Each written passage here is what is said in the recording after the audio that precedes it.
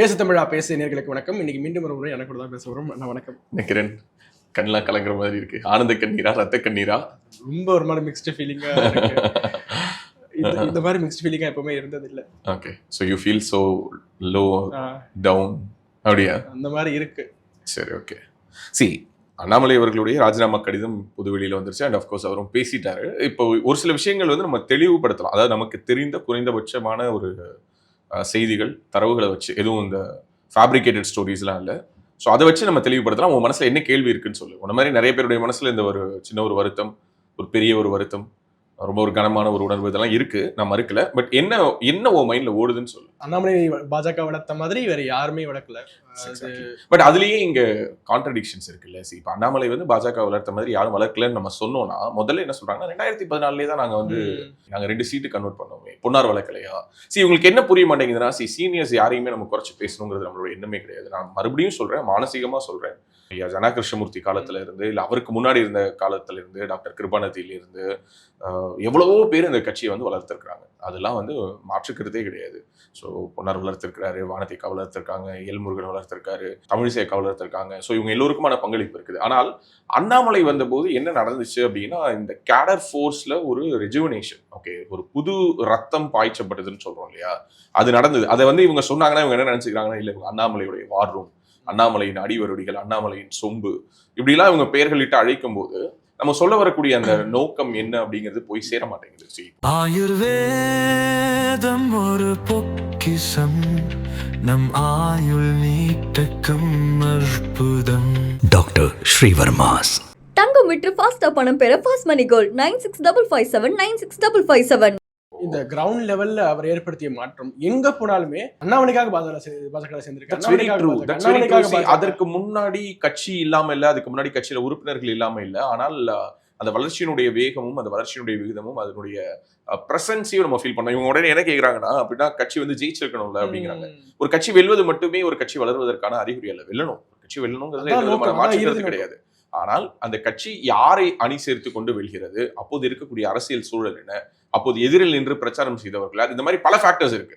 2014 ஜெயலலிதா அம்மா இருக்கும்போது ஜெயலலிதா அம்மா அந்த எலெக்ஷனுடைய நரேட்டிவை ரொம்ப கிளியரா செட் பண்ணாங்க. எப்படி இப்போ விஜய் வந்து டிவிகேவா டிஎம்கேவான்னு கேட்ட மாதிரி மோடியா லேடியான்னாங்க. So vertical ஸ்பிளிட்டா 2 உடைச்சாங்க. அதனால அவங்க 37 சீட் அவங்க ஜெயிச்சாங்க, 2 சீட்டை வந்து இவங்க ஜெயிச்சாங்க. ஸோ இன்னைக்கு இந்த களம், இப்போ 2024 அண்ணாமலை தலைமையேற்ற அந்த களம்ங்கிறது கம்ப்ளீட்லி இட் இஸ் டிஃபரெண்ட். ஒரு பக்கம் திமுக தலைமையில் ஒரு கூட்டணி, இன்னொரு பக்கம் அண்ணா திமுக தலைமையில ஒரு சின்ன கூட்டணி. அண்ணா திமுக அதுல ஒரு மேஜர் ஃபேக்டரா இருந்தாங்க. இன்னொரு பக்கம் தொடர்ச்சியாக பாஜக எதிரான பிரச்சாரங்கள், 2014 வந்து இவ்வளவு பெரிய ஒரு ஆன்டி மோடி அப்படிங்கிற ஒரு விஷயம் இல்ல. தமிழ்நாட்டுல மோடிங்கிறது ஒரு டிஸ்கஷன் ஃபேக்டரே இல்ல. ஜெயலலிதா தான் கொண்டு வந்து வச்சாங்க. மோடி பத்தி தெரியும். இன்னும் சொல்ல போனா அது ஒரு மோடி வேவ். நீ சொல்ற மாதிரி 2014 ஒட்டுமொத்த இந்தியாவிலுமே மோடி அலை அடிச்சது. சோ அப்படி பார்த்தா 2019 அண்ணாமலை தலைவர் இல்லையா, அப்போ நீங்க தோக்கதானே செஞ்சீங்க. அப்ப அது டிஸ்கஷன்ல எடுத்துக்க மாட்டேங்கிறீங்க. 2014 அப்புறம் ஸ்ட்ரெயிட்டா 2024 அண்ணாமலை கம்பாரிசன் வரீங்களா? 2019 அவர் கட்சியிலே கிடையாதுல. அவர் 2020-21 தானே வராரு. அப்ப 2019 ஏன் தோத்தீங்க? 2019 கொஞ்சம் நெஞ்ச தோல்வியா? மிகப்பெரிய தோல்வி தானே. ஒரு சீட்டு தானே ஜெயிச்சீங்க. ரவீந்திரநாத்தை தவிர மீதி எல்லாரும் தோத்தாங்க தானே. 38 எம்பிஸை வந்து திமுக பெற்றது. எப்படி பெற்றது? அப்போதைக்கு ஆளுங்கட்சி யாரு? அதிமுக தானே. அதிமுக ஆளுங்கட்சியா இருக்கும் பொழுது இவ்வளவு பெரிய மிகப்பெரிய தோல்வியை சந்திச்சாங்களே, அது எப்படி? அப்போது நடந்த இடைத்தேர்தலில் எப்படி ஜெயிச்சாங்க? ஆட்சியை தக்க வைக்கிறதுக்கு தேவையான எம்எல்ஏக்களை ஜெயிச்சுக்கிட்ட அதிமுகவால பாராளுமன்ற தேர்தலில் ஜெயிக்க முடியல. ஏன்னா அப்பெல்லாம் மோடி எதிர்ப்புங்கிறது பீக்ல இருந்துச்சு, ரொம்ப பீக்ல இருந்துச்சு. ஸோ அண்ணாமலை வந்ததற்கு பிறகு கன்ஸ்ட்ரக்டிவா என்னென்னலாம் மாத்திருக்காரு. முதல்ல பாஜக ஒரு வடநாட்டு கட்சி அப்படிங்கிற ஒரு இம்ப்ரெஷனை மாத்திருக்காரு. எப்படி? ஒரு உதாரணத்துக்கு என்எல்சியில் வந்து நிலம் சுரங்கம் அந்த அமைப்பதற்கான பணிகளுக்காக விவசாய நிலங்களை கையகப்படுத்திட்டு அந்த நிலத்துக்கு சொந்தக்காரங்களுக்கான வாரிசுதாரர்களுக்கு வேலை கொடுப்பதற்கான விஷயங்களை தள்ளி தள்ளி போட்டுட்டு இருந்தாங்க. அதை பத்தி தொடர்ந்து கடிதம் எழுதினாரு, அதுக்காக பேசினாரு. இன்னும் சொல்ல போனா விமர்சிச்சாரு நேரடியா. ஓகே, இந்த மாதிரி இவங்களுக்கு கொடுக்காம இருக்கிறது தப்பு, நீங்க வந்து அதை அவங்களுக்கான ஜஸ்டிபிகேஷன் பண்ணணும். சோ அப்போ மத்தியில் இருக்கக்கூடிய ஆளுங்கட்சியாக இருக்கக்கூடிய தனது கட்சியை சார்ந்தவர்களை விமர்சிச்சாரு. காலப்போக்கில் அது கொஞ்சம் கொஞ்சமா குறைஞ்சது. அதெல்லாம் நான் விமர்சனமா வைப்போம்.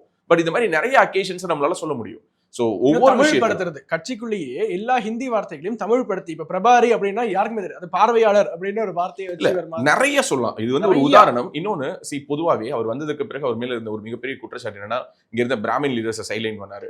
பிராமின் லீடர்ஸை சைட்லைன் பண்ணல, யார் மேல தவறு இருக்கோ அவங்கள சைட்லைன் பண்ணாரு, அவங்க மேல ஆக்ஷன் எடுத்தாரு. அதுதான் ஒரு மாநில தலைவரோட வேலை. அடிக்கடி அவரே தான் சொல்றாரு, நான் மேனேஜர் கிடையாது, நான் இட்லி சுடவோ தோசை சுடவோ வரல, என்னுடைய வேலை எனக்கு கொடுத்த வேலையை நான் செய்யணும்னு சொன்னாரு.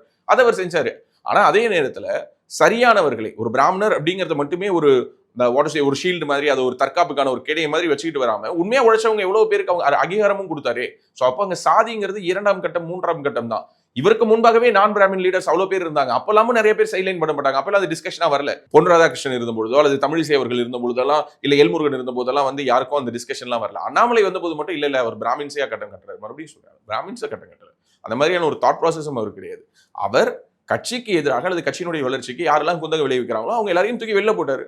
அதுக்கு நிறைய உதாரணங்கள் இருக்கு. இன்னைக்கு இவ்வளவு பேசிட்டு இருக்கோம். இன்னைக்கு அண்ணாமலைக்கு எதிராக நேத்து சோசியல் மீடியால மிகப்பெரிய அளவுல கம்பு சுத்திட்டு இருக்காரு அவருடைய சொந்த கம்யூனிட்டியை சேர்ந்த திரு கே பி ராமலிங்கம் அவர்கள் தான். ஒரு மூத்த அரசியல்வாதி என்னென்னவோ எழுதுறாரு. அண்ணாமலையின் அடிவரடிகள் அது இது நான் வேணா ஓப்பனா சேலஞ்ச் பண்றேன். திரு கே பி ராமலிங்கம் அவர்கள் மேல் மரியாதை இருக்குது. ஆனா அவரால் தனிப்பட்ட முறையில் நின்று அந்த ஊர்ல இன்னைக்கு ஒரு கவுன்சிலர் ஜெயிக்க முடியுமா? அவருடைய செல்வாக்கு 2024 பாராளுமன்ற தேர்தலில் வெறும் 9% இருக்கிறதே கம்மியான வாக்கு வாங்கின ஒன் ஆஃப் த ரெண்டே கான்ஸ்டிட்யூன்சி தான் 10 கீழே இருந்தது. அதுல ஒண்ணு அது. சோ அப்போ எல்லோருக்குமே என்னன்னா அண்ணாமலை அப்படிங்கிற போது அண்ணாமலைக்கு கொடுக்கக்கூடிய பிரிவிலேஜஸ் என்ன, அண்ணாமலைக்கு வந்து வார் ரூம் இருக்கு, யாரும் இப்போ வார் ரூம் வச்சுக்க வேணாம். டெக்னாலஜி இன்னைக்கு அப்டேட் ஆயிட்டு இருக்கு. 2014 நீங்க சந்திச்ச தேர்தல் மாதிரி 2024 இல்ல. டிவிக்கு வார் ரூம் வச்சு ஜெயிச்சிருச்சு. அண்ட் அஃப்கோர்ஸ் அது மட்டும் இல்லாமல் இது உலகளாவிய ட்ரெண்டா இருக்கு. ட்ரம்ப் வச்சிருக்காரு, எல்லாரும் வச்சிருக்காங்க. மோடிக்கு ஒரு பெரிய டீம் ஒர்க் பண்றாங்க. நரேந்திர மோடி ஒரு இடத்துக்கு போறாரு அப்படின்னா பாரத பிரதமர் எப்படி உடை அணியணும், அவர் எப்படி நடக்கணும், எங்க நிக்கணும், இதுவரை அவருடைய பிராண்டிங்க்கு ஒர்க் பண்றதுக்கு ஒரு எடுத்து கொடுக்கிறது. அஃப்கோர்ஸ் இது அவசியம். இன்னைக்கு இதெல்லாம் காலம் மாறிக்கிட்டு இருக்கு. சோ அப்ப இதுல வந்து வார் ரூம் வச்சிட்டு இருக்காங்க, அவங்க பண்ணிருக்காங்க, இவங்க பண்ணிருக்காங்க. இதுல ரொம்ப முக்கியமான விஷயம் வார் ரூம் அப்படிங்கிற ஒரு இடத்தின் மேல் இவர்களை தாக்குகிறார்கள், அவர்களை தாக்குகிறார்கள் இந்த குற்றச்சாட்டுல அதுக்கு இன்னைக்கு அவருடைய பேச்சிலே பதிலும் சொல்லியிருக்காரு. யாரையாவது நாங்க அப்படி ஹர்ட் பண்ணிருந்தாங்கன்னா அதுக்கு நான் மன்னிப்பு கேட்டுக்கிறேன் அப்படின்னு இருக்காரு.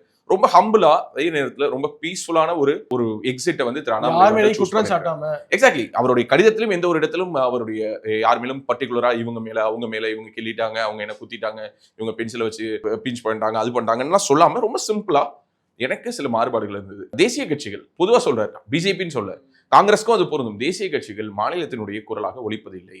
அதுல ஒரு டிஃபரன்ஸ் இருக்கு. அந்த டிஃபரன்ஸை வந்து நீங்க புரிஞ்சுக்கணுங்கிறாரு. அந்த டிஃபரன்ஸ் மாநில மொழியில் பேசுவதில்லை. எக்ஸாக்ட்லி. சி மாநில மொழிங்கிறத இங்க நிறைய பேர் என்ன புரிஞ்சுக்கிறாங்கன்னா அவர் தமிழ்ல பேசுறது இல்ல, மோடி தான் தமிழ்ல பேசுறாரு. அது இல்ல, அது வேற. ஓகே, அது கம்ப்ளீட்லி டிஃபரெண்ட். நான் சொல்றது இங்க தமிழர்களுக்கான ஒரு உணர்வு. ஒரு உதாரணத்துக்கு சொல்லணும், இப்போ பார்லிமெண்ட் எலெக்ஷன்ஸ் எல்லாம் முடிஞ்சு அடுத்து 2 ஆண்டுகள் கிட்டத்தட்ட சட்டமன்ற தேர்தலுக்கான விஷயங்கள் இருந்தது. இந்த 2 ஆண்டுகள்ல தமிழ்நாட்டினுடைய தலையாய பிரச்சனைகள் அல்லது தமிழ்நாட்டினுடைய சோஷியோ இஷ்யூஸா இருக்கக்கூடிய விஷயங்கள்ல பாஜக மிக சிறந்த ஒரு கிளாரிட்டியை கொடுக்க தவறின இடங்கள் அப்படின்னு நான் சொல்றேன். ஒரு உதாரணத்துக்கு எய்ம்ஸ் உடைய ஒரு டிரான்ஸ்பரன்சியை மக்கள் கிட்ட தனி நபர்கள் போயிட்டு வீடியோ எடுத்துட்டு வந்து போட்டதெல்லாம் இல்ல. அரசு தெளிவாக எய்ம்ஸோட கட்டமைப்பு இதுதான், இப்படி நடந்துகிட்டு இருக்கு, இதான் டிரான்ஸ்பரன்சி. அது தமிழில் சொல்லக்கூடிய விதத்தில் செய்யவே இல்லை. அவங்களோட விளம்பரங்கள்லாம் பார்த்தேன் அப்படின்னு வச்சுக்கோங்க, முழு பக்க விளம்பரம் வரும். சம்பந்தமே இல்லாம யாரோ ஒரு டெல்லியில இருக்க ஒரு காப்பி ரைட்டர் எழுதுறது, வார்த்தைகள் பத்தினா ஒட்டஞ்சு கிடக்கும். ஆமா, சும்மா போயிட்டு நீ ஒவ்வொரு பெட்ரோல் பங்க் ஸ்டேஷன்லயும் பாத்தீங்கன்னா மோடி அவர்கள் வந்து சிலிண்டர் கொடுக்கறத பத்தி, பெட்ரோல் பிரைசஸ் பத்தி அவர் வச்சிருக்கக்கூடிய ஹோர்டிங்ஸ்ல இருக்க தமிழ்லாம் படிச்சீங்கன்னா செத்துருவேன். சோ அப்போ மேல இருந்து கம்யூனிகேட் பண்ணணும்னு நினைக்கிறீங்க, ஆனா அது எதன் மூலமா கம்யூனிகேட் பண்றீங்க, சரியா கம்யூனிகேட் பண்றீங்களா? இதுதான் மொழி. தமிழ்ல கம்யூனிகேட் பண்றது இல்ல, புரியுற மாதிரி அவங்களுடைய மொழியில பேசுறது. நான் பலமுறை இந்த எக்ஸாம்பிள சொல்லியிருக்கேன், திரும்பவும் நான் இந்த எக்ஸாம்பிள சொல்றேன். திரு அண்ணாமலை அவர்களிடமும் நான் சொன்ன ஒரு எடுத்துக்காட்டு இது. திரு அண்ணாமலை அவர்கள் வந்து எண்மண் எண் மக்கள் யாத்திரையின் பொழுது மதுரையில் அவர் வந்து யாத்திரை முடிக்கிறார். ஓகே, அப்போ நானும் என்னுடைய நண்பர் இளையபாரதம் கார்த்திக் கோபிநாத்தும் நாங்க அங்க போயிருக்கோம். அப்போ ஒரு ஆட்டோ டிரைவர், ஓகே, நாங்க வந்து ஆல்மோஸ்ட் அந்த தெப்பக்குளம் கிட்ட அவர் பேசி முடிக்கிறாரு. அங்கிருந்து நாங்க தங்கி இந்த ஹோட்டலுக்கு ஒரு ஆட்டோல நாங்க 2 பேரும் போறோம். போகும்போது அந்த ஆட்டோ டிரைவர் கிட்ட நாங்க பேசிட்டு போனோம், நீங்க பிஜேபிக்கு ஓட்டு போடுவீங்களான்னு. போட மாட்டோம்னு சொன்னாரு. என்ன காரணம்னு கேட்டதுக்கு அவங்க சொன்ன எக்ஸாம்பிள் என்ன தெரியுமா? அவங்க நொட்டாங்கையால வணக்கம் சொல்லுவாங்க அப்படின்னு சொன்னாரு. அதாவது வடநாட்டிலிருந்து வரக்கூடியவர்களுக்கு இடது கை வலது கை பேதம்லாம் இல்ல. அவங்க வந்து என்ன பண்ணுவாங்கன்னா இப்படியும் கை காட்டுவார் மோடி, இந்த கூட்டம் இருந்தா இப்படி கை காட்டுவாரு. என்னைக்காவது தமிழ்நாட்டுல ஜெயலலிதா அம்மையார் வந்து ரெட்டலையே இப்படியும் காட்டி பாத்திருக்கியா? இப்ப வலது இடதுங்கிறது நமக்கு இங்க டிஃபரன்ஸ் உண்டு, அங்க அது கிடையாது. Culture is different. சோ அப்போ ஒரு மதுரையில் இருக்கக்கூடிய ஒரு ஆட்டோ டிரைவருக்கு இடது கையால கையாட்டுவது ஒரு பிரச்சனையா இருக்கு. இதை திரு அண்ணாமலை அவர்களிடம் சொன்ன பொழுது அவர் இதை குறிச்சு வச்சுக்கிட்டு இதை ஒரு நேஷனல் ஒரு மீட்டிங்ல ஒரு கூட்டத்தின் பொழுது இதை அவர் பதிவு செய்ததாக என்கிட்ட சொன்னாரு. பிரதர், நீங்க சொன்ன விஷயத்தை நாங்க பதிவு பண்ணேன் அப்படின்னு. எதுக்காக சொல்றேன்னா, நம்ம அரசியலை எங்கிருந்து வேணாலும் கத்துக்கலாம். யார் வேணாலும் இன்னைக்கு அரசியல் ஒரு கோர்ஸ் கரெக்ஷன் பண்றதுக்கு ரெடியா இருக்காங்க. பொதுமக்களை நம்ம ரொம்ப அண்டர் எஸ்டிமேட் பண்ணக்கூடாது. சும்மா இன்ஸ்டாகிராம்ல ஜெயிச்சிட்டாங்க, இன்னைக்கு அதையும் சொல்றாரு, இதனால ஜெயிச்சிட்டாங்க அதனால ஜெயிச்சிட்டாங்கன்னு சொல்றதுல அர்த்தமே இல்ல. மக்கள் வந்து சேஞ்ச் விருப்பப்பட்டாங்க, மாற்றத்தை விரும்புகிறார்கள். கடந்த 10-15 ஆண்டுகளா 20 ஆண்டுகளா இந்த மாற்றம்ங்கிறது ஒரு விதையா இங்க விதைக்கப்பட்டுக்கிட்டே இருந்தது. சகாயம் வர மாட்டாரா, அப்துல் கலாம் வர மாட்டாரா, இல்ல அப்துல் கலாமுடைய செக்ரட்டரியா இருந்த திரு பொன்ராஜ் வர மாட்டாரா, விஜயகாந்த் வர மாட்டாரா, சீமான் வர மாட்டாரா, சோ கமல்ஹாசன் வர மாட்டாரா, மக்கள் நீதி மையம் ஒரு மாற்று அணியாக மக்கள் நீதி மையம் வராதா, மக்கள் நல கூட்டணி வராதா? சோ அப்போ மக்கள் வந்து டெஸ்பரேட்டா ஒரு சேஞ்சுக்கு இயங்கிட்டு இருந்திருக்காங்க. அதான கன்சாலிடேட் ஆகாம இருந்துச்சு. விஜய் அவர்களுடைய வருகை அதை கன்சாலிடேட் பண்ணிருக்கு. ஸோ அப்போ இந்த விஷயங்கள் எல்லாத்தையுமே அவர் யோசிக்கிறாரு. நான் ஒரு முறை அவரிடம் பேசிட்டு இருக்கும்போது அவர் ஒரு தடவை சொன்னாரு, ஆனா கட்டமைப்பு ரொம்ப வீக்கா இருக்கு, நம்ம சோஷியல் மீடியால ஃபைட் பண்றது ரொம்ப எஃபெக்டிவா பண்றோம், பட் கட்டமைப்பு இன்னும் வளரலையே, கிராஸ் ரூட் லெவலில் நம்ம இன்னும் ஒர்க் பண்ணுமேன்னு சொல்லும்போது அவர் சொன்னாரு, பிரதர் இந்த சேஞ்ச்னு ஒன்று வரணும்னு முடிவு பண்ணிட்டாங்கன்னா மக்கள் கட்டமைப்பு பார்க்க மாட்டாங்க. எக்ஸாம்பிள் டிவிக்கு மேஜிக்கலி அன்னைக்கு எனக்கு இது ரொம்ப என்னடா இப்படி சொல்றாரேன்னு இருந்துச்சு. பட் ஆனால் அவருக்கு அவ்வளோ பெரிய ஒரு தெளிவான பார்வை இருந்திருக்கு. அவர் என்கிட்ட ஓப்பனா சொன்னாரு, சேஞ்ச் வேணும்னு மக்கள் முடிவு பண்ணாங்க, மேஜிக்கலா அந்த இது நடக்கும்னாரு. நான் பல தடவை எனக்கு யோசிச்சு பார்த்திருக்கேன். நான் இன்னும் சில நேரங்களில் எனக்கு தோணி இருக்கு, பாரேன் அவருடைய ஒரு இன்எஃபிஷியன்சி, இன்னும் சொல்ல போனா ஒரு தலைவரா கட்டமைப்பை வலுப்படுத்துறது விட்டுட்டு சோஷியல் மீடியால கிளம்புறாரு. ஆனா அவர் நினைச்சது சரி, அவர் நினைச்சது கரெக்ட். இப்போ தன்னை மறுபடியும் ஒரு சோதனைக்கு உட்படுத்துகிறார். ஓகே, கிட்டத்தட்ட ஒரு 6 ஆண்டுகள் பாஜகவில் தன்னுடைய உழைப்பை, தன்னுடைய வயதை இன்வெஸ்ட் பண்ண பிறகு ஈக்குவலி பாஜக ஆல்சோ அவர் மேல ஒரு காலத்தை இன்வெஸ்ட் பண்ணியிருக்காங்க, ஒரு டயத்தை இன்வெஸ்ட் பண்ணியிருக்காங்க. அவருடைய அத்தனை விதமான சுதந்திரமான முடிவுகளுக்கும் டு சம் எக்ஸ்டென்ட் அவங்க கூடவே நின்று இருக்கிறாங்க. இப்போ அவர் மீண்டும் தன்னை ஒரு சோதனைக்கு உட்படுத்தி இன்னைக்கு வி தி லீடர்ஸ் அப்படிங்கிற அந்த ஒரு அமைப்பின் மூலமாக நம்ம ஒன்றிணைவோம், முதலில் ஒரு அமைப்பை கட்டுவோம், தென் நம்ம பொலிட்டிக்கல் பார்ட்டியா மாறுவோம், நம்ம தேர்தல் அரசியலை நோக்கி வருவோங்கிறாரு. அண்ட் அஃப்கோர்ஸ் பாத்தீங்கன்னா 1 மணி நேரத்துல 1.5 லட்சம் உறுப்பினர். ஆமா, இன்னும் எனக்கு தெரிஞ்சு அதிகமாக போயிட்டே தான் இருக்கும்னு நினைக்கிறேன். இல்ல நம்ம ஆபீஸ்ல எடிட்டர்ஸ்லாம் ஒரு சில பேர் பாஜகவுக்கு எதிராக இருக்கக்கூடிய அவங்களே எனக்கு முன்னாடி அவங்க நீ இன்னும் சேரலையா, நான் சேர்ந்துட்டேங்கிறாங்க. நான் சேரும்போது நான் 19,000 சொச்சம்ல என்னுடைய உறுப்பினர் கார்டு ஜென்ரேட் ஆச்சு. ஸோ இன்னும் கிட்டத்தட்ட இப்போ ஒரு 1.5 லட்சம் பேரை நோக்கி போயிட்டு இருக்காங்க. It's not just about enrolment. இதில் எவ்வளோ பேர் அவர் சொல்ற விஷயங்கள், ஒரு உதாரணத்துக்கு அப்துல் கலாம் அவர்களுடைய பேர்ல ஒரு அரசியல் பயிற்சி மையத்தை தொடங்குகிறார் கோயம்புத்தூர்ல. ஸோ இதெல்லாம் தான் ஒரு ஆக்கப்பூர்வமான ஒரு மாற்றமா நான் பார்க்குறேன். ஆக்சுவலி நான் கூட இதை சொல்லிட்டு இருந்தேன். இது again it's not a comparison between Vijay அவர்களுக்கும் அண்ணாமலை அவர்களுக்கும். தமிழ்நாட்டில் இப்ப தேர்ந்தெடுக்கப்பட்டிருக்கக்கூடிய சட்டமன்ற உறுப்பினர்களுக்கு விஜய் உண்மையாகவே ஒரு அரசியல் பயிலரங்கம் நடத்த வேண்டும். மினிஸ்டருக்கு கவர்னன்ஸ் பத்தின ட்ரைனிங் கொடுக்கணும். அஃப்கோர்ஸ் அது நீடட், மச் நீடட். ஏன்னா இங்க நிறைய பாலிசி மேக்கர்ஸ் இருக்காங்க, நிறைய முன்னாள் ஐஏஎஸ் அதிகாரிகள், முன்னாள் ஐபிஎஸ் அதிகாரிகள், சமூக ஆர்வலர்கள், மிகப்பெரிய நிறுவனங்கள் நடத்தக்கூடியவர்கள், பாலிசி மேக்கர்ஸ், விஷனரிஸ் இருக்காங்க. அவங்களெல்லாம் வச்சு அவங்க கண்டிப்பா நடத்தணும். ஸோ விஷனரிஸை வச்சு நடத்துறதுக்கு பதிலாக மிஷினரியை வச்சு தொடர்ந்து நடத்திட்டு இருந்தாங்கன்னா வேற ஒரு இடத்துல வண்டி போய் முட்டுறதை யாராலையும் தடுக்க முடியாது. So again it's suggestion to the TVK government அப்படிங்கிறது நம்ம இந்த இடத்துல பதிவு பண்றோம். அண்ணாமலை அவர்கள் ஒரு ரைட்டான ஒரு ட்ராக் எடுத்திருக்கதா பாக்குறேன். காலத்தின் சூழல் இன்னொரு முக்கியமான விமர்சனத்துக்கு முதலமைச்சர் நல்லா இருக்கும். இத்தனை ஆண்டுகளாக அவர் மாநில தலைவராக வந்ததுல இருந்து அவரை ப்ரமோட் பண்ணி வார் ரூம் மூலமாக அவருக்கு ப்ரமோஷன் கொடுத்து அவர் தனிக்கட்சி தொடங்குவதற்காக தான் இத்தனை ஆண்டுகளாகவே அவர் முயற்சி செஞ்சிருக்காரு. இதை நீ 2 விதமா புரிஞ்சுக்கணும். ஒன்னு, ஃபர்ஸ்ட் விஷயம், அதாவது இப்போ ஒரு நேரத்துல சச்சினை டிபெண்ட் பண்ணி தான் இந்தியா டீமே இருக்கும். ஸோ சச்சின் மேட்ச் ஜெயிப்போம், சச்சின் அவுட் ஆயிட்டாருன்னா ஒரு காலகட்டம். ஒரு கட்டத்துல சச்சின் தன்னை ப்ரொமோட் பண்ணிக்கிட்டாரு, சச்சின் தன்னை ஹீரோ ஆக்கிக்கிட்டாரு. எல்லோரையும் ப்ரொமோட் பண்றதுனால மட்டுமே அவங்க ஹீரோஸ் ஆயிட மாட்டாங்க. அங்க உள்ளார ஸ்டஃப் இருக்கணும். அந்த நேரத்தில் சச்சின் சரி ஓகே, இவ்வளவு புகழா சச்சினுக்கு, ஏன் சச்சின் இல்லாம ஜெயிக்க மாட்டோமான்னு வெளியில தூக்கி வச்ச சீரீஸ்ல எல்லாம் இந்தியா படுதோல்வி அடைஞ்சது. ஸோ அப்போ ஒவ்வொருத்தவங்களுக்கும் ஒரு ரீசன் இருக்கு. சச்சினே போயிட்டு பால் பண்ணி, சச்சினே போயிட்டு பேட் பண்ணி, சச்சினே போயிட்டு கீப்பிங் பண்ண முடியாது. பட் கீப்பரோட ரோல்னா கீப்பர் ரோல் தான். என்ன ஏன் கீப்பரா போட்டிருக்கீங்க, எனக்கு ஏன் 2 கையிலையும் கிளவுஸ் மாட்டி விட்டுருக்கீங்க, மற்றவங்க எல்லாம் வெறும் கையோட நிற்கிறாங்களே அப்படின்னா, இல்ல ராஜா உனக்கு இதுதான் செட் ஆகும் அப்படின்னா நீ அதுல இருக்கணும். ஆனா இங்க அதான் பெரிய பிரச்சனை. அது எப்படி ஒரு சச்சின் மட்டும் ஓப்பனிங் ஆகலாமா, அண்ணாமலைக்கு மட்டும் எதுக்கு வார் ரூம், அப்ப எனக்கும் வார் ரூம் வேணும். நான் சொல்றது மாநில தலைவர்னு மீன் பண்ணி சொல்லுவாங்க, பொதுவா இங்க இருக்கக்கூடிய அடுத்த 2ஆம் கட்ட தலைவர்களே தங்களை ப்ரொமோட் பண்ணிக்கிறதுல இவருடைய ஸ்டைலை ஃபாலோ பண்றதா இருக்கட்டும், அல்லது மற்ற விஷயங்களா இருக்கட்டும், இது எல்லாமே எதை காட்டுனுச்சுன்னா அவங்களுடைய போதாமை தான் காட்டுனுச்சு. அண்ணாமலைக்கு ஒர்க் ஆகிற விஷயம் எல்லாருக்கும் ஒர்க் ஆகாது.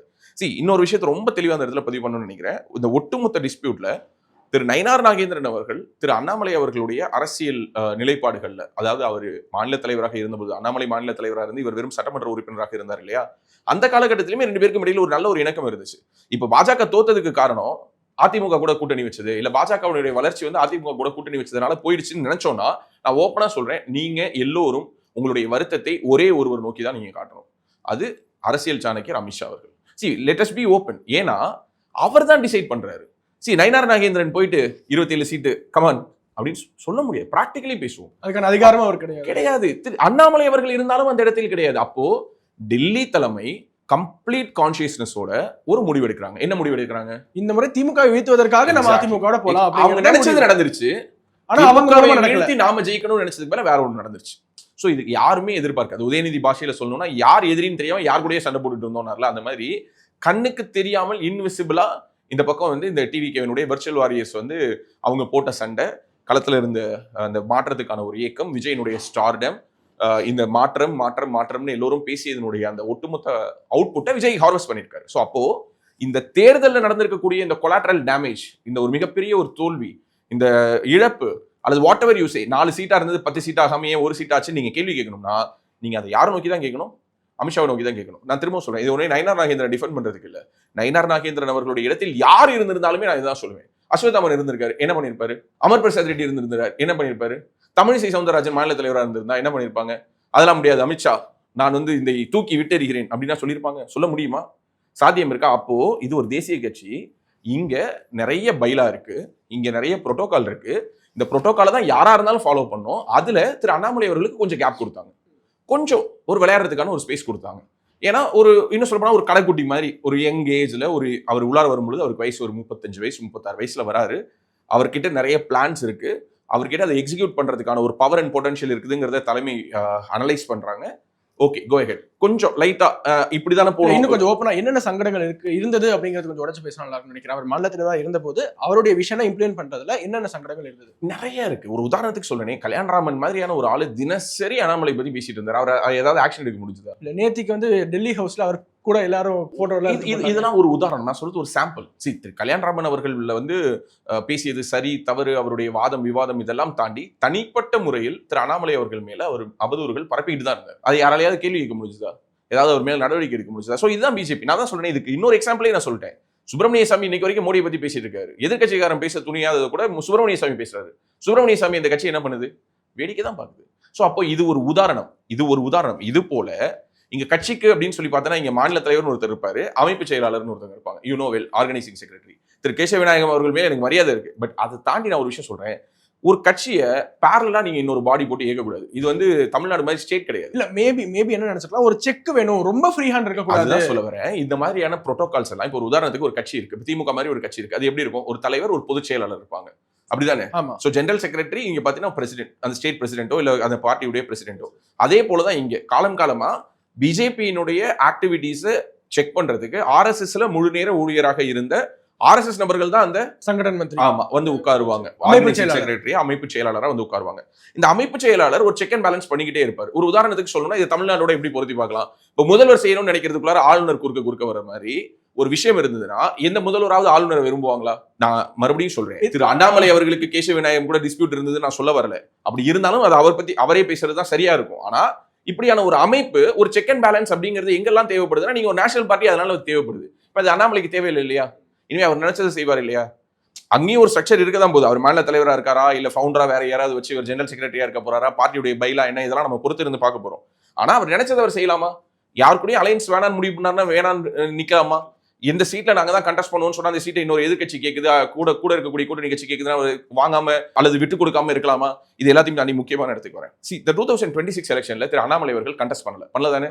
அவருக்கு விருப்பம் இருந்ததா இல்லையா? அவர் விருப்பம் இல்ல, ரொம்ப நாள் முன்னாடி சொன்னதாக. அவருக்கு விருப்பம் இல்லைங்கிறது உண்மை. ஆனா அண்ணாமலை கண்டெஸ்ட் பண்ணணும்னு ஏடிஎம்கேவினுடைய ஒட்டுமொத்த கோயம்புத்தூர் யூனிட்டும் விரும்புச்சு. வேலுமணி அவர்கள் விரும்பினார், அங்க கண்டெஸ்ட் பண்ண அத்தனை எம்எல்ஏக்களும் விரும்பினாங்க. யாராவது ஒரு எம்எல்ஏ உடைய சீட்டை கொடுத்தாவது திரு அண்ணாமலை அவர்கள் நிக்க வைக்கணும்னு சொல்ல போனா திரு அண்ணாமலை அவர்களிடம் ஓப்பனா கேட்டு அவருக்கு எந்த தொகுதி விருப்பம்னு சொல்றாரோ அந்த தொகுதியை கொடுத்துடணும் அப்படிங்கிறது திரு வேலுமணி அவர்கள் எடுத்த முடிவு. நான் ஓப்பனா சொல்றேன், ஓகே. ஆனால் அதை திரு எடப்பாடி பழனிசாமி அவர்கள் நிராகரித்தார். திரு எடப்பாடி பழனிசாமி அவர்கள் நிராகரித்ததனுடைய விளைவு 27 தொகுதிகள் கொடுக்கப்பட்ட பொழுது அண்ணாமலை ஆதரவாளர்கள் பலரும் மனமுடைந்து போனார்கள். எப்போதும் பாஜகவின் வாக்கு வங்கியாக இருக்கக்கூடிய மிகப்பெரிய ஒரு வாக்கு வங்கியாக, பாஜகவின் நிரந்தர வாக்கு வங்கியாக இருக்கக்கூடிய பிராமண சமூக மக்கள் இந்த முறை மனமுடைந்து 2024 மோடிக்கு ஓட்டு போடுவதற்காக வரிசையில் நின்றவர்கள் இந்த முறை மனம் உடைந்து டிவிகேக்கு வாக்கு செலுத்தினார்கள். இதனால ப்ரூவ் பண்ண முடியும். சோ அவர்கள் அண்ணாமலை ஒதுக்கப்பட்டதாக நினைத்தார்கள், அண்ணாமலைக்கு ஒரு அநீதி இழைக்கப்பட்டதாக நினைத்தார்கள், எடப்பாடி பழனிசாமிக்கு எதிராக தங்களுடைய வாக்குகளை பதிவு செய்ய வேண்டும் என்ற முடிவை எடுத்தார்கள். இந்த வருத்தத்தை திரு வேலுமணி அவர்கள் ஒரு தனிப்பட்ட முறையில் ஒரு கான்வர்சேஷன்ல ஒரு முக்கியமான நபர்கிட்ட பதிவு செய்திருக்காரு. என்ன பதிவு செய்திருக்காரு? திரு அண்ணாமலை அவர்களுக்கு ஒரு சீட்டு கொடுத்திருக்கலாம். அது கொடுத்திருந்தா அந்த வைப் ஃபுல்லா ஸ்ப்ரெட் ஆகும். சோ அப்போ அண்ணாமலைக்காக வேலை பார்ப்பாங்க. அந்த ஒரு ஆக்டிவ் ஒரு யூனிட், ஒரு பார்ட்டிசிபேஷன் நம்ம மிஸ் பண்ணிட்டோம். கோயம்புத்தூரை சுற்றி இருக்கக்கூடிய தொகுதிகளை நாம் இழந்ததற்கு அதுவும் ஒரு காரணம் என்று திரு வேலுமணி அவர்கள் பதிவு செய்திருக்கிறார். வேலுமணி அவர்கள் பதிவு செய்ததோடு இல்லாமல் கூட இருந்த இன்னொரு நபரும் சொல்லியிருக்காரு, இது கோயம்புத்தூர்ல மட்டும் இல்ல, கோயம்புத்தூர், நாமக்கல், ஈரோடு, சேலம், அந்த பெல்ட் ஃபுல்லாவுமே, கொங்கு ஃபுல்லாவுமே ரிஃப்ளெக்ட் ஆயிருக்கும். அதை நம்ம மிஸ் பண்ணிட்டோம். ஏன் அதை நம்ம மிஸ் பண்ணோம்னு சொன்ன பொழுது முதலில் பட்டியலில் 27 தொகுதிகள் என்று ஒதுக்கப்பட்ட தொகுதிகளில் அண்ணாமலைக்கு விரும்பக்கூடிய அல்லது அண்ணாமலைக்கு இலகுவான ஒரு தொகுதி இருந்ததாகவும் கடைசி நிமிடத்தில் அந்த தொகுதி அங்கிருந்து விலக்கப்பட்டதாகவும் ஒரு தகவல் இருக்கு. சோ அப்போ அண்ணாமலை அவர்கள் இந்த தேர்தலில் கண்டெஸ்ட் பண்ணலன்னு அவர் முடிவு எடுத்துட்டாரு. அதையும் மீறி அவர் கேட்கிற சீட் அங்க இருக்கக்கூடாது. கோயம்புத்தூருக்குள்ளார பாத்தீங்கன்னா கோயம்புத்தூர் சவுத் நார்த் அந்த ஸ்வாப் மட்டும் தான் நடந்திருந்தது. சவுத்ல இருந்து வானத்தேக்கா நார்த்துக்கு போயிருக்கு. அதோட திருப்பூர்ல தான் ஒரு தொகுதி கொடுத்தாங்க. சரி, அதெல்லாம் ஜெயிக்கவே முடியாத தொகுதின்னு வாங்கும்போதே தெரியும். இப்ப அண்ணாமலை அவர்களை பத்தி பேசும்போது ஒரு சில கொஸ்டின்ஸ் பலருடைய மனசுல இருக்கு. இவரால எப்படி தனியாளாக ஒரு இயக்கத்தை கட்டமைத்து இன்னொரு சீமானா மாற மாட்டாரு அப்படிங்கிறதுக்கு என்ன கேரண்டி? அவர் தனியாள் இல்லையே. இப்ப நீ இருக்கியா இல்லையா? இன்னும் இல்லை. அவரை நம்பி இன்னைக்கு 1.5 லட்சம் பேர் இருக்காங்க. நாளைக்கு அது 10 லட்சம் பேரா இருக்கலாம், 1 கோடி பேரா இருக்கலாம். நான் அவரை பத்தி பர்சனலா நான் உணர்ந்த அளவுக்கு சொல்றேன். அவர் ரிசல்ட்ஸை பத்தி கவலைப்படுற ஆள் கிடையாது. ரிசல்ட்ஸ் வரணும்னு நினைப்பாரு. ஆனா அந்த ரிசல்ட் தான் டெஸ்டினி அப்படிங்கிற மாதிரி அல்லது அதுதான் முடிவுன்னு நினைக்கிற ஒரு நபர் கிடையாது. ஓகே, இன்னும் சொல்ல போனா திரும்ப நிறைய தடவை அவர் வந்து சொல்லியிருக்காரு. அதை வந்து எல்லோருமே வந்து ஒரு பகடியா கூட சொல்லுவாங்க. என்னன்னா ஆடு மேய்க்க போறேன்னாரு, இன்னைக்கு பதவி இல்லை, திரும்ப ஆடு மேய்க்க போறாரு. அவர் ஆடு மேய்க்க போனாலும் அதையும் சிறப்பாக செய்வார். மாடு மேய்க்க போனாலும் சிறப்பாக செய்வார். அரசியல் கட்சி நடத்தணும்னாலும் சிறப்பாக செய்வார். வீத லீடர்ஸ் ஃபவுண்டேஷன் நடத்தணும்னாலும் அதை சிறப்பாக செய்வார். என்னைக்குமே நம்ம பவர்ல இருந்துகிட்டே இருக்கணும் அப்படிங்கிற ஒரு எண்ணம் அவருக்கு இருந்தது கிடையாது. அப்படி இருந்தா ஒரு 24ல 200% அவருக்கு நல்லாவே தெரியும். நமக்கே தெரியும்போது அவருக்கு தெரியாதா? நான் சொல்றேன் 2 விஷயம் அதுக்கு நான் அவர் சொன்ன விஷனரியாவே நான் சொல்லிட்டேன். 1, கட்டமைப்பு தேவையில்லை, கட்டமைப்பு இல்லாமலே வெல்ல முடியும், ஒரு மேஜிக் நடக்கும், மக்கள் நினைச்சிட்டான்னு சொன்னாரு, நடந்துருச்சு. விஜய் இந்த தேர்தலில் வெல்வார். 6 மாசத்துக்கு முன்னாடியே என்கிட்ட சொன்னதுதான். விஜய் இந்த தேர்தலில் Vijay will lead, Vijay will sweep. AIADMK BJP கூட்டணி மூன்றாவது இடம் தான் போகும். இது என்னுடைய கணிப்புன்னு சொன்னார். ஆசைன்னு சொல்றாரு, இது என்னுடைய கணிப்புன்னு சொன்னார். அது நடந்துச்சு. ஸோ அப்போ அவருக்கு தமிழ்நாட்டினுடைய பல்ஸ் என்னங்கிறத பத்தின ஒரு தெளிவு இருக்குது. அவருக்கு சில கட்டுப்பாடுகள் இருந்துச்சு. பாஜகவோடு இருக்கிறதுனால சில விஷயங்களை அவர் வந்து பாஜக தேசிய அளவில் எடுக்கக்கூடிய சில முடிவுகளை அவர் வந்து ஏத்துக்கிற மாதிரியான ஒரு சூழல் இருந்துச்சு. இப்போ அது எல்லாத்தையும் அவர் உடச்சி வெளியில வரலாம்னு நினைக்கிறாரு.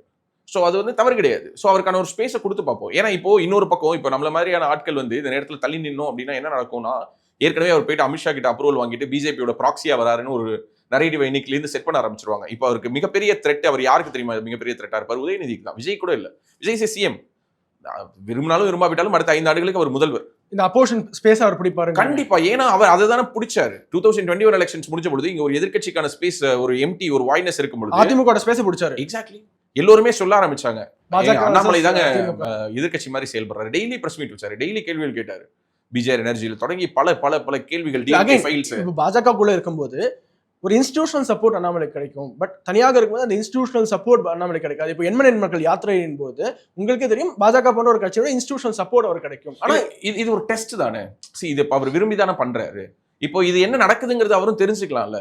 இப்போ எண்மண் மக்கள் நடக்கும் பொழுது அவர் கூட 10,000 பேர் நடந்தாங்க. கட்சி வந்து ஏற்பாடு பண்ணுச்சு, பஸ் அரேஞ்ச் பண்ணுச்சு, அங்க வந்து ரிப்போர்ட்டர்ஸ் வரணும், அதுக்கான தேவைகளை அரேஞ்ச் பண்ணாங்க, ஸ்டே அரேஞ்ச் பண்ணாங்க, அகாமடேஷன் அரேஞ்ச் பண்ணாங்க. அது ஒரு திருவிழா. சொல்ற மாதிரி ஒரு 100-120 நாளைக்கு ஒரு பெரிய திருவிழா மாதிரி நடந்தது. கட்சி இவர் மேல் முதலீடு செய்ததானா? ஆமா, முதலீடு செய்ததுதான். நாம ஒன்றும் மறுக்கல. கட்சி வந்து இவரை வந்து கூட்டிட்டு வந்து நசுக்கலாம் நினைக்கல. இவருக்கான ஒரு ஃப்ரீ ஹேண்ட் கொடுத்தாங்க. ஒரு விஷயம் ஒர்க் அவுட் ஆகல, நினைச்ச மாதிரியான ஒரு ரிசல்ட் ஃபெச் பண்ணலன்னு நினைச்சாங்க. இவர் இன்னும் கொஞ்சம் காலம் வேணும்னாரு. அவசரப்படாதீங்க, இதே தப்பதான் விஜயகாந்த் பண்ணாரு. டக்குனு கூட்டணி போயிட்டாரு. கூட்டணி போகாம விஜயகாந்த் இருந்திருந்தாருன்னா விஜயகாந்தினுடைய லெவல் வேற. ஆனா எல்லாரும் என்ன சொன்னாங்க, இல்ல விஜயகாந்த் வேற லெவலுக்கு போலாம், ஆனா கட்சி காணாம போயிடுவாங்க. கூட்டணி தான் வச்சாரு, கட்சி காணாம போலையா? கட்சி கரைஞ்சு போலையா? இன்னைக்கு குதிரை பேரம், கழுதை பேரம், அந்த பேரம், இந்த பேரம்னு பேசக்கூடிய இதே மாதிரி சூழல் தான் இன்னைக்கு தேமுதிகவை சேர்ந்த எம்எல்ஏக்கள் போயிட்டு அதிமுக கரைஞ்சாங்க, கொஞ்சம் கொஞ்சமா கரைஞ்சாங்கல்ல. ஜெயலலிதா அவர்களை பார்த்து என்னைக்கு அவர் சொடுக்கு போட்டு நாக்க துருத்தினாரோ சட்டசபையில, அன்னைக்கு சொன்னாங்க அந்த அம்மா முடிக்கிறேன் அப்படின்னு முடிச்சு காட்டினாங்க. அதனாலதான் அவருடைய ஹெல்த் இன்னும் மோசமாச்சு. அதுல அவருக்கு மிகப்பெரிய ஒரு மன அழுத்தம் உருவாச்சு. தன்னுடைய கண் முன்னாடியே தன்னுடைய கட்சி கரைஞ்சு போறதை நினைச்சு வருத்தப்பட்டாரு. கூட்டணிக்கு இவங்க எல்லாம் சேர்ந்து நம்மளை ஃபோர்ஸ் பண்ணதுக்கு ஒத்துக்கிட்டோமே, அவருக்கு அது ஒரு குற்ற உணர்ச்சியா இருந்துகிட்டே இருந்துச்சு. அதுவும் அவருடைய ஹெல்த் ஸ்பாயில் ஆனதுக்கு ஒரு முக்கியமான ரீசன். ஸோ அதே தான் இப்ப நான் திரும்பவும் சொல்றேன். எல்லோரும் சொன்னதை எதிர்த்து அவர் ஒரு கூட்டணி அமைச்சாரு. அதாவது அதிமுக கூட கூட்டணி கிடையாது, மற்றவர்களோடு கூட்டணினாரு. 18%, பிஜேபிக்கு 11%. ஓவராலா அவர் ரிசல்ட்டா எந்த ஒரு இடத்திலும் ஃபெச் பண்ணலைனாலும் கிட்டத்தட்ட ஒரு 50-60 தொகுதிகள்ல 2ஆம் இடம் வந்திருந்தாங்க. சட்டமன்ற அளவுல சொல்றேன். அதிமுகவை பல இடங்கள்ல பின்னுக்கு தள்ளி இருந்தாங்க. அதிமுகவினுடைய தோல்விக்கான காரணமாக இருந்தாங்க. இப்படி பல விஷயங்கள் நடந்தது.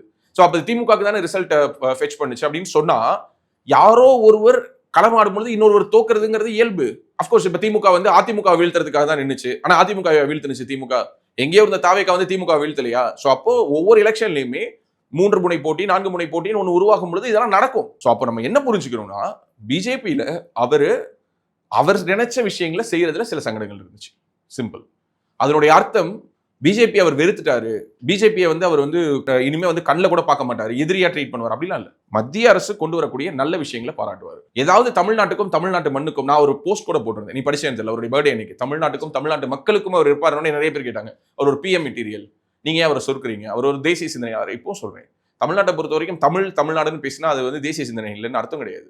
தமிழும் ஒரு தேசிய மொழிகளுக்குள்ளார ஒரு மொழி தானே. தமிழ்நாடும் இந்த தேசத்துல தானே இருக்கு. தமிழனா இந்தியனாங்கிற காம்படிஷனுக்குள்ளார போக விரும்பலங்கிறத இன்னைக்கு அவர் சொல்றாரு. ஆனா அவர் இன்னொரு விஷயத்த சொல்றாரு, தமிழ்நாட்டுல மட்டும்தான் தமிழன்னு பேசினா பெருமிதம், இந்தியன்னு பேசினா கம்மிங்கிற ஒரு உணர்வு இருக்கு. இதை காலம் காலமா இந்த அரசியல் கட்சிகள் ஏற்படுத்தி இது காலம் காலமா வந்துருச்சு. காமராஜர் அவர்களுடைய காலகட்டம் வரை அவர் தனி தேசியவாதி, இந்தியன்னு தான் சொல்லிடுறாரு. அவர் தன்னை தமிழனா அடையாளப்படுத்திக்கல. ஏன்னா அப்போது சுதந்திர போராட்டத்தினுடைய நீடு இருந்துச்சு. அப்ப நான் தமிழனா, தெலுங்கனா, கன்னடனா, மலையாளியா அவசியமே இல்லை. எல்லோரும் என்னவாக இருந்தார்கள், இந்தியர்களாக இருந்தார்கள். ஏன்னா ஒட்டுமொத்த நாடு யார்கிட்ட அடிமைப்பட்டு இருந்துச்சு, பிரிட்டிஷ்காரங்க கிட்ட. அதனுடைய நீட்சி அப்படியே தொடர்ந்துச்சு. எப்போ வரைக்கும், 47 67 வரைக்கும். ஒரு 20 வருஷத்துக்கு நேஷனல் ஐடென்டிட்டி மட்டும் தான் தேவைப்பட்டுச்சு. அதுக்கு பிறகு அண்ணா வராரு. அவர் அதுக்கு அல்டர்னேட்டிவ் பாலிடிக்ஸ் தான் வைக்கிறார். முதல்ல அவர் என்ன சொல்றாரு, தமிழன் என்று சொல்லடா, தலை நிமிர்ந்து நில்லடான்னாங்க. அது தமிழ்நாட்டுக்கு நம்ம ஒரு தமிழ்நாடுன்னு பேர் வைப்போம், தனி மாநிலம் கேட்போம். அது வரைக்கும் போனாங்க. புரியுதா உனக்கு? சோ அந்த எக்ஸ்ட்ரீம் வரைக்கும் போயிட்டு பிராக்டிகலி பாசிபிள் இல்லைன்னு திரும்ப மாத்திக்கிட்டாங்க. ஸோ திராவிட நாடுங்கிற கொள்கையை விட்டுட்டு இப்படி வந்துட்டாங்க. அந்த கொள்கையை தான் நாங்கள் விடுறோமே தவிர, அந்த கோரிக்கையை தான் விடுறோமே தவிர, அதுக்கான காரணங்கள் அப்படியே இருக்குதுன்னு அதுக்கு ஒரு சால்ஜாப்பும் சொல்லிக்கிட்டாங்க. எதுக்கு இதை சொல்றேன்னா, திரு அண்ணாமலை அவர்கள் இனிமே ஒரு தமிழ் தேசிய முகமாக, நான் சொல்ற உடனே தமிழ் தேசியம்னா திரு சீமான் அவர்கள் பேசுற மாதிரி முகம் இல்லை, தமிழர்களுக்கான ஒரு தேசிய முகமாக, ஒரு தமிழ்நாட்டை சேர்ந்த ஒரு தேசிய முகமாக, தமிழ்நாட்டு உரிமைகளை பற்றி பேசக்கூடிய ஒரு தேசிய முகமாக, நாளைக்கு மேகதாது அணை கட்டுறதுக்கு எதிராக அவர் ஒரு போராட்டம் நடத்துவார். அப்பவே நடத்தினார். அதை இன்னைக்கு கூட சொல்றாரு. பாஜக மாநில அரசு அங்க ஆண்டுகிட்டு இருந்துச்சு. பாஜக அரசு ஆண்ட பொழுதே நான் என்ன பண்ணேன், நான் வந்து போராட்டம் நடத்துறேன், தஞ்சாவூர்ல உண்ணாவிரதம் பண்ணேன், NLC-ல வந்து சுரங்கத்துக்கு இது பண்ணும்பொழுது நான் பேசினேன் அப்படிங்கிறாரு. ஸோ இப்போ அவர் தமிழ்நாட்டினுடைய ஸ்பேஸ்ல பேசுவார். அதுக்காக சில விஷயங்களை அவர் கண்டிப்பா எதிர்க்க மாட்டார். உதாரணத்துக்கு டெவலப்மெண்டல் பாலிடிக்ஸ் அப்படிங்கிற விஷயத்தை அவர் எதிர்க்க மாட்டார். பரந்தூர் ஏர்போர்ட் அவர் எதிர்ப்பாருன்னா எதிர்க்க மாட்டார். பரந்தூர் ஏர்போர்ட் வேணுங்கிறது அவரோட ஸ்டாண்ட். இப்போ இல்ல, அப்போ எப்பவுமே. ஏன்னா அவருக்கு தெரியும் இது அவசியம். ஸோ அப்போ கண்மூடித்தனமாக மத்திய அரசு கொண்டு வரக்கூடிய எல்லா திட்டங்களையும் எதிர்க்காமல், கண்மூடித்தனமாக மத்திய அரசு கொண்டு வரக்கூடிய அனைத்து திட்டங்களையும் எதிர்க்கவும் மாட்டார், ஏற்கவும் மாட்டார். அதே நேரத்தில் இங்க தமிழ்நாட்டில் ஒரு அரசியல் பண்ணணுங்கிறதுக்காக திமுக செட் பண்ண அந்த நரேட்டிவ் டிராப் வரையும் அவர் போய் விடாம, மத்திய அரசு அவருடைய பார்வையில் மத்திய அரசா தான் இருக்கும். அவர் என்னைக்குமே அவர் செத்தாலும் என்னவா மாறாது, ஒன்றிய அரசா மாறாது. ஸோ இதெல்லாம் அண்ணாமலையினுடைய எத்திக்ஸ். இப்போ இந்த ஆல்டர்னேட் பாலிடிக்ஸ் அப்படிங்கிற ஸ்பேஸை விஜய் ஆக்குபை பண்ற நிலையில அண்ணாமலைக்கு அந்த ஸ்பேஸ் இருக்குமா இன்னுமே இந்த தமிழ்நாட்டு ஸ்பேஸ்ல அப்படிங்கிறது ஒரு சிலருடைய அந்த கன்சர்னா இருக்கு. இது ஒண்ணு. ரெண்டாவது, அகைன் இப்போ உள்ளாட்சி தேர்தலில் கண்டெஸ்ட் பண்ண போறோம், அடுத்து பொது தேர்தலில் கண்டெஸ்ட் பண்ண போறோம் அப்படிங்கிற போது விஜயையும் அண்ணாமலையும் கம்பேர் பண்ணும்போது, விஜய் சொன்ன மாதிரி ஆல்ரெடி எல்லா வீட்டுக்கும் விஜய் போயிட்டாரு. நான் வீட்டுக்குள்ள போயிட்டேன், அதுக்கப்புறம் தான் நான் வந்து கட்சியை தொடங்குறேன் அப்படின்னு. இப்போ அண்ணாமலை அவர்களை வீடு வீடாக கொண்டு போய் சேர்த்து, அதுக்கப்புறமா இவர் முன்னெடுக்கக்கூடிய அரசியலுக்கு இளைஞர்கள் வந்து சேர்ந்து, இது ஒரு லெபாரியஸ் டாஸ்க். இது இருக்கக்கூடிய பிராக்டிகல் டிஃபிகல்டிஸ். உள்ளாட்சி தேர்தலில் போட்டியிடுவோம் அவர் சொன்னதன் வழியாக 2027 மார்ச்ல உள்ளாட்சி தேர்தல் நடக்கும்னு ஒரு உத்தேசமான டைம் லைன் நமக்கு தெரியுது. ஸோ 2027 மார்ச்சுக்குள்ளார, அதாவது இன்னும் டவுன் தி லேன் ஒரு 7 + ஒரு 3 10 மாசத்துக்குள்ளார ஒரு கட்சி ஆரம்பிக்க போறாரு. அது நமக்கு ஹிண்ட் பண்றாரு. ஒன்று. ரெண்டாவது, மேபி பார்லிமெண்ட் எலெக்ஷன்ல கண்டெஸ்ட் பண்ணுவாங்களான்னு எனக்கு தெரியாது. பார்லிமெண்ட் எலெக்ஷனும் ஸ்டேட் எலெக்ஷனும் சேர்ந்து ஒரே நாடு ஒரே தேர்தலாக 2029 வந்துருச்சுன்னா கண்டெஸ்ட் பண்ணலாம். இல்ல 2029 ஸ்கிப் பண்ணிட்டு 2031 அவர் நேரடியாக ஒர்க் பண்ணலாம். விஜய் பண்ணார்ல. ஸோ விஜய்க்கு இருக்கக்கூடிய அதே ப்ரிவிலேஜ் அவருக்கு இருக்கு. ஸோ அதையும் அவர் செய்யலாம். ஸோ இதை உடனே என்ன பண்ணுவாங்க, இல்ல பாஜகவை எதிர்க்க கூடாதுங்கிறதுக்காக அவர் ஸ்கிப் பண்ணிட்டாரு. அவர் என்ன பண்ணாலும் பாஜக தான் இருக்குது பின்னாடிங்கிறத சொல்லதான் போறாங்க. அவர் ரொம்ப ஸ்மூத்தா எக்ஸிட் ஆகணும்னு நினைக்கிறார். எப்போதுமே இந்த ஒரு பிரிவு அப்படிங்கிறது, அது வந்து ஒரு பர்சனல் ரிலேஷன்ஷிப்பா இருக்கட்டும், ஒரு ஆஃபீஸா இருக்கட்டும், அல்லது வந்து தனி மனித உறவுகளா இருக்கட்டும், அல்லது பொதுவெளியில் இருக்கக்கூடிய உறவுகளா இருக்கட்டும், பிரியும் பொழுது இந்த சேத்த வாரி அரைச்சிக்கிறது, சாணிய வாரி அரைக்கிறது, சகதிய வாரி அரைக்கிறது, இதெல்லாம் பண்ணாம எவ்வளவு ஜென்டலா வெளியில வர முடியுமோ அவ்வளவு ஜென்டலா வரது நல்லது. ஒரு புன்னகையோடு ஒரு பூங்கத்தோடு நிகழக்கூடிய பிரிவுகள் நல்லது. அது இன்னொரு வகையிலையும் சொல்லுவாங்க, ஒரு இடத்துல இன்னொரு இடத்துக்கு வந்துட்டா டோன்ட் பர்ன் யுவர் பிரிட்ஜஸ்ங்குவாங்க. அந்த பாலத்தை எரிச்சு விட்டு வந்துடாத, இந்த ஆத்த கடந்து இந்த பக்கம் வந்துட்டேன்னு திரும்ப அந்த பக்கம் போற மாதிரியான ஒரு சூழல் இருந்தா என்ன பண்ணுவேன்னு. ஸோ அதையும் அவர் தெளிவாக செய்திருக்கிறார். பல அரசியல் காய் நகர்த்தர்கள் இதற்குள்ளார இருக்கிறதா நான் பார்க்குறேன். இது எடியூரப்பா ஃபார்முலா, எடியூரப்பா இப்படி தான் போனார் வந்தார்னு இந்த கம்பாரிசனுக்குள்ளாரே போக முடியாது. ஏன்னா Yediyurappa is a tall leader. அப்போது அவர் இருந்த ஸ்டேச்சர் வேற. அண்ணாமலை அதோட ஒப்பிடவே அவரே விரும்ப மாட்டாரு. Annamalai is unique, Annamalai is different. அதே போல பல இடங்களில் நான் பேசும்போது சொல்லுவேன், ரஜினியுடைய முதல்வர் வேட்பாளராக கன்சிடரேஷன் அவர் இருந்தாருன்னு சொல்லும்போது, இதை யார் ரஜினி சொன்னாரா? சமீபத்தில் கூட 2-3 தினங்களுக்கு முன்னாடி தந்தி டிவியில் பேசும்போது அசோக் வர்ஷினி கூட கேட்டாங்க. நான் சொன்னேன், இது ரஜினி சொல்லலை, ஆனா இதுதான் உண்மை அப்படின்னு. இன்னைக்கு அதை அவரே ஸ்ட்ரெஸ் பண்றாரு. முதல்வர் வேட்பாளர்னு சொல்லலையே தவிர கட்சிக்கு என்ன கூப்பிட்டாரு, நான் ஆனால் அதை மறுத்தேன் அப்படிங்கிற ஒரு விஷயத்தையும் பதிவு பண்ணியிருக்காரு. அவர் மனசை திறந்து பேசணும்னு நினைச்சாருன்னு வச்சுக்கோங்க, இங்க நிறைய பேருக்கு சில சங்கடங்கள் வரும். இன்று அவர் ஒரு முடிவை எடுத்திருக்கிறார். ஒரு சகோதரனாக, ஒரு ஆத்மார்த்தமான, ஒரு நல்ல நண்பனாக, தோழனாக பல தருணங்களில் அவர் இருந்திருக்கிறார். அவர் ஒரு இக்கட்டான சூழலில் இருக்காரு. அவருடைய மனசுக்குள்ளார ஒரு பெரிய ப்ரெஷர் இருக்கு. அந்த ப்ரெஷர் அவர் லெட் அவுட் பண்ணணும்னு நினைக்கிறாரு. இன்னைக்கு லெட் அவுட் பண்ணிட்டாரு. ஸோ இந்த சூழலில் நம்ம அவர் கூட நிற்கிறதா அறம் சார்ந்த ஒரு விஷயம் நம்ம நம்புறோம். ஸோ அதனால அந்த ஒரு முடிவை தனிப்பட்ட முறையில் நான் எடுத்திருக்கேன். திரு அண்ணாமலை அவர்களுடைய இந்த புதிய முயற்சிக்கு நம்முடைய மனமார்ந்த வாழ்த்துக்களை தெரிவிச்சுக்கிறேன். அண்ட் எனக்கு நான் உன்கிட்ட சொல்றது ஒன்று தான், என்னன்னா நீ ஒரு தேசியவாதி, you always stand for nationalism. So நீ வந்து என்னெல்லாம் கம்பேர் பண்ணும்போது நீ 1000 மடங்கு ஒரு உயர்ந்த தேசியவாதி. இந்த சின்ன வயசுல உனக்கு ஒரு மிகப்பெரிய ஒரு ஞானம் இருக்கு, உனக்கு மிகப்பெரிய ஒரு தேடல் இருக்கு, உனக்கு மிகப்பெரிய ஜேர்னி இன்னும் இருக்கு. அதனால வருத்தப்படாத. அண்ணாமலை அவர்கள் எடுத்திருக்க முடிவை நீ ஆதரிக்கணும்னு கட்டாயம் கிடையாது. அதை நீ வந்து விமர்சிக்கிறதுக்கு உனக்கு முழுமையான உரிமை இருக்கு. பாஜகவை நீ எந்த அளவுக்கு நேசிக்கிறேங்கிறது இந்த வீடியோ பார்க்குற எல்லோருக்கும் தெரியும். ஸோ உன்ன மாதிரி நிறைய பேருக்கு இன்னைக்கு இது ஒரு மன பாரத்தை, மன சங்கடத்தை ஏற்படுத்தியிருக்கு. ஸோ அந்த நம்ம வீடியோ பார்க்குற நிறைய பேருக்கும் அந்த உணர்வு இருக்கும். ஸோ அவங்கள்ட்டையுமே நான் சொல்றது ஒன்று தான், அவர் என்ன மாதிரி மன அழுத்தத்தில் இருந்தார், அவருக்கு என்ன மாதிரியான ப்ரெஷர்ஸ் இருந்தது, அவர் எங்கெங்கெல்லாம் இல் ட்ரீட் பண்ணப்பட்டாருங்கிறத வெளியில சொன்னா இன்னும் தேவையில்லாத பலருக்கு சங்கடத்தை ஏற்படுத்துங்கிறதுனால அவரும் கடந்து போறாரு. அவர் கூடவே இருந்த எங்களை மாதிரியான ஆட்களும் கடந்து போறோம். இது எல்லாத்தையும் தாண்டி பல்லை கடித்து கொண்டு அவர் இருந்திருக்கிறார். அதெல்லாம் எதனாலன்னா உங்களை மாதிரியான ஆட்கள் மேல அவருக்கு இருந்த ஒரு அன்பு. சரி, நம்ம வெளியில போனா இவங்கெல்லாம் வருத்தப்படுவாங்களே, இவங்க எல்லாரும் நம்மள ஒரு ஹோப்பா பாக்குறாங்களே, இவங்க எல்லாரும் ஒரு சேஞ்ச் வரும் நம்புறாங்களே, அந்த சேஞ்சை நம்ம இங்க இருந்து கொடுக்க முடியாம போயிடுச்சுன்னா இவங்க எல்லாம் மனசுடைஞ்சு போயிடுவாங்களேன்னு அவர் இருந்தாரு. பட் இதுக்கு மேல அவர் இருந்தாருன்னா அவருடைய ஐடென்டிட்டியே ஒரு கேள்விக்குள்ளாகிடும். அவருடைய இருப்பு, அவருடைய சுயத்தை கேள்விக்குள்ளாக்கி அவர் ஒரு இடத்துல இருக்கணுங்கிற அவசியம் இல்லை. கடைசிக்கு அந்த முயற்சி நடந்தா மீண்டும் அவர் மாநில தலைவராக ஆக்கப்பட்டு இங்க ஒரு ஃப்ரீ ஹேண்ட் கொடுப்பதற்காக முயற்சி நடந்ததா இல்ல. It's not like that. அவர் என்ன கேட்கிறாரோ அதை நெகோஷியேட் பண்றதுக்கு அவங்க ரெடியா இருந்தாங்க. அவர் மாநில தலைவர் வேணும், எனக்கு இணையமைச்சர் வேணும், இல்ல கேபினெட் வேணும், அது வேணும், இது வேணும் அப்படின்லாம் அவர் கேட்கிற ஒரு இடத்துல அவர் இல்லை. ஓகே, அவர் என்ன கேட்டாலும் கொடுக்குற ஒரு மனநிலைக்கு அவங்க வந்துட்டாங்க கடைசி கட்டத்துல. ஆனால் அவர் அதையெல்லாம் தாண்டி ஓகே அதுக்கான காலம் கடந்துருச்சு, அவ்வளவுதான். அதுக்கு முன்னாடி மாநில தலைவராக இருந்த ஒவ்வொருத்தவங்களையும் மாநில தலைவர் பொறுப்பிலிருந்து மாற்றுவதற்கு முன்பாக அவங்களுக்கான ஒரு எலிவேஷன் கொடுத்துருக்காங்க. ஒரு ப்ராப்பர் எலிவேஷன் கொடுத்துட்டு தான் அவங்க மாநில தலைவர்லேருந்து மாற்றினாங்க. இவரை விட கம்மியான டென்யூர், கம்மியான கான்ட்ரிபியூஷன்ஸ் பண்ணவங்களுக்கு கூட அதெல்லாம் நடந்திருக்குங்கிற பொழுது திரு அண்ணாமலை அவர்களுக்கு அது நடக்கலைங்கிறது ஒரு துரதிருஷ்டவசமானது. பட் அது மட்டுமே இதற்கான காரணம் அல்ல. அவர் என்ன நினைக்கிறாருன்னா, பிஜேபியில இருந்துட்டு தமிழ்நாட்டின் குரலாக ஒலிப்பதில் சங்கடங்கள் இருக்கும், காலங்காலமாக அந்த சங்கடம் இருந்துகிட்டே இருக்கும், இங்க யாராவது ஒருத்தங்களுக்கு நம்ம பதில் சொல்லிக்கிட்டே இருக்கணும், இங்க யாராவது ஒருத்தங்களுக்கு ஹைரார்கிக்கா of course not just hierarchy, so many factors. பாஜகனா இன்னைக்கு ஒரு அவர்ஷன் இருக்கு. அதுதான் நான் சொல்ல வந்தேன். ஒரு வடநாட்டு கட்சி, ஒரு பிராமின் பார்ட்டி, தமிழ்நாட்டு மொழியில பேச மாட்டாங்க. அவங்க தேசிய அளவில் தான் அவங்களுக்கு எல்லாம் முக்கியம். தமிழ்நாட்டில் தேர்தல் நடக்குது, சட்டமன்ற தேர்தல் நடக்க போகுது. அப்போ கொண்டுட்டு வந்து சம்மந்தமே இல்லாமல் ஒரு பில்லை கொண்டுட்டு வந்து மகளிர் மசோதான்னு கொண்டு வந்து வைக்கிறீங்க. மசோதா தோக்குது. இங்க தமிழ்நாட்டுக்குள்ளார அதுக்குள்ளார அவங்க வந்து தமிழ்நாட்டு உரிமையை நாங்க வந்து விட்டு கொடுக்க மாட்டோம் அப்படின்னு பட்டாசு வெடிக்கிறாரு, டீலிமிட்டேஷன் சொல்லி பிரச்சனை பண்ணாங்க. எவ்வளவு விஷயங்கள் எதிராக நடந்துச்சு. கேஸ் தட்டுப்பாடு, அது உலகளாவிலே பிரச்சனை, அது நீங்க ஒண்ணுமே பண்ண முடியாது. ஆனா பார்லிமெண்ட்ல அந்த பில்லை நீங்க அப்ப கொண்டுட்டு வரணுமா? அப்ப நீங்க உங்களுக்கு என்ன தோணணும்? தமிழ்நாட்டுல ஏற்கனவே சூப்பரா இருக்கும் ரிசல்ட், அப்படியே கிளு சூப்பர் ரிசல்ட் வரப்போகுது, அதுல இந்த மாதிரி வேலையெல்லாம் பண்ணோம்னா அங்க வர ஒரு சீட்டும் வராம போயிடும் அப்படிங்கிற ஒரு எண்ணம் இருந்திருந்தா அதெல்லாம் பண்ணுவாங்களா? கொஞ்சம் பொறுமையா ஹேண்டில் பண்ணியிருந்திருக்கலாம். எவ்வளவு மத்திய அரசு தமிழ்நாட்டு தேர்தலை ஒரு பொருட்டாகவே நினைக்கவில்லைங்கிறதுக்கு அதெல்லாம் ஒரு உதாரணம். மேபி அது மற்ற ஸ்டேட்ல உங்களுக்கு ஒர்க் ஆயிருக்கலாம். மற்ற ஸ்டேட்ல எல்லாம் அவங்க போயிட்டு என்ன மக்கள் கிட்ட முறையிட்டாங்கன்னா, பெண்களுக்கு உரிமை கொடுக்க நினைத்தோம், ஆனால் அதை இந்த எதிர்க்கட்சிகள் கெடுத்து விட்டார்கள், காங்கிரஸ் அதை காலி செய்து விட்டது. மேபி அது உங்களுக்கு வெஸ்ட் பெங்கால்ல ஒர்க் ஆயிருக்கலாம். நான் தான் சொல்றேன், நம்ம இருக்கல. சோ அப்போ பாஜக வெஸ்ட் பெங்காலா தமிழ்நாடாங்கிற பொழுது அவங்க வெஸ்ட் பெங்கால் மேல பெட் அதிகம் பண்றாங்க, தமிழ்நாடு அவங்க கண்டுக்கல. ஆனா அவங்களுக்கு தெரியுது தமிழ்நாடுங்கிறது அவங்களுக்கு ஒரு டஃப் சைடா இருக்குன்னு. சோ லாங் டேர்ம்ல விட்டுருக்கலாம். சோ அப்போ அவங்க லாங் டேர்ம்ல விடுற வரைக்கும் அண்ணாமலையும் தன்னோட லாங் டேர்ம்ல விடலாம் இல்லையா?